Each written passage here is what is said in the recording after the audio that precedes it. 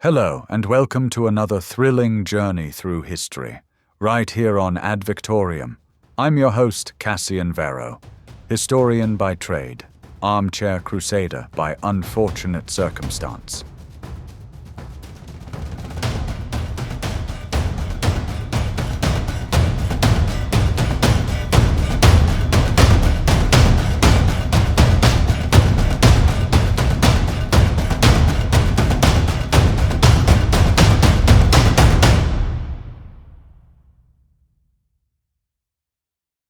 In the year 1095, an aging pope stood before a crowd in southern France and lit a flame that would consume empires, sanctify slaughter, and birth a legacy that echoes to this day. This was no ordinary war. It was a war ordained by God, or so they believed. This was the First Crusade. To understand the First Crusade, we must first understand the world that birthed it. In the late 11th century, Europe was divided.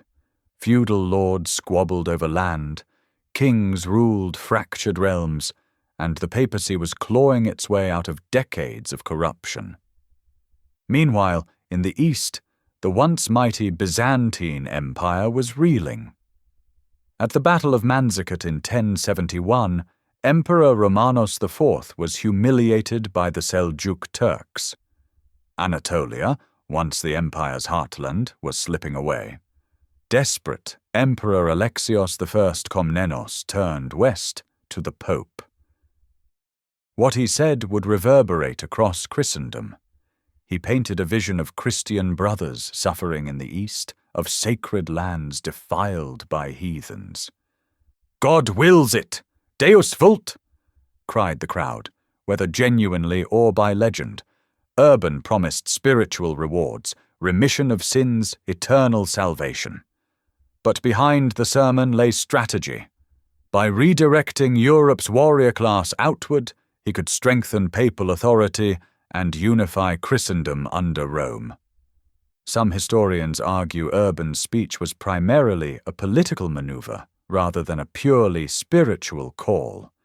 The exact content of the speech is lost. What survives are embellished accounts written later. Before kings and knights could organize, the people marched. Led by fiery preachers like Peter the Hermit, thousands of peasants and low-ranking knights formed what became known as the People's Crusade. It ended in catastrophe. Ill-equipped and undisciplined, many never reached the Holy Land. Along the way, some bands committed horrific massacres against Jewish communities in the Rhineland, a dark and shameful chapter in crusading history.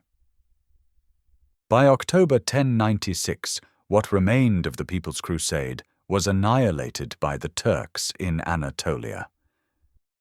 The real crusade began with the princes. 4 main armies, each led by powerful lords, set out in late 1096.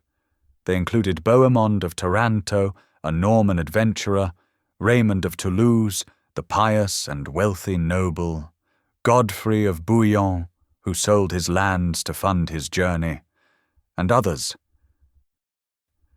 Their routes converged at Constantinople, where tensions brewed. Emperor Alexios demanded oaths of loyalty and promises to return captured lands.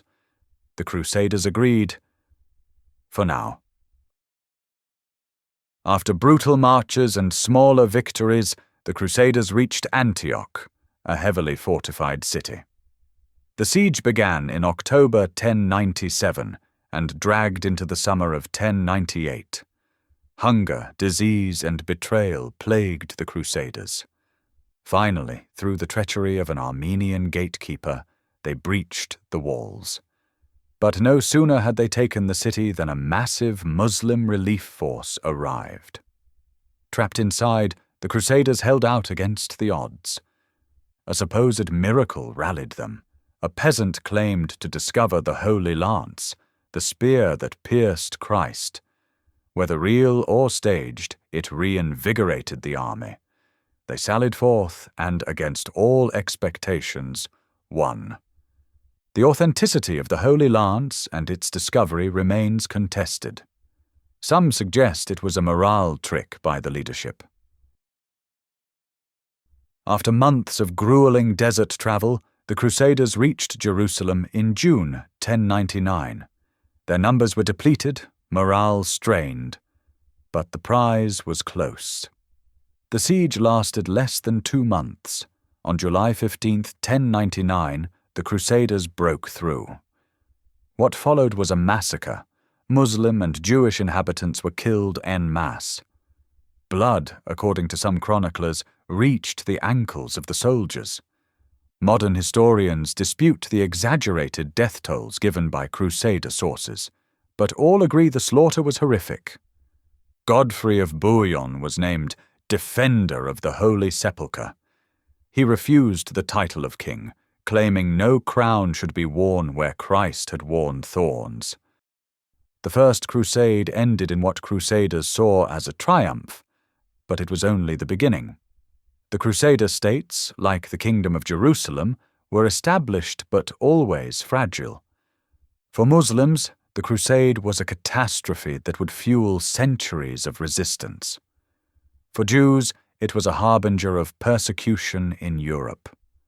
For Europe, it marked a new era of militarized faith, papal ambition, and cultural encounters, both violent and transformative. The First Crusade was a storm, born of faith, ambition, desperation, and hope.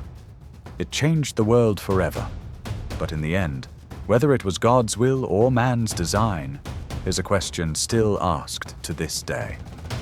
If you enjoyed this deep dive into the First Crusade, like and subscribe for more journeys into the past. Until next time, ad Victoriam.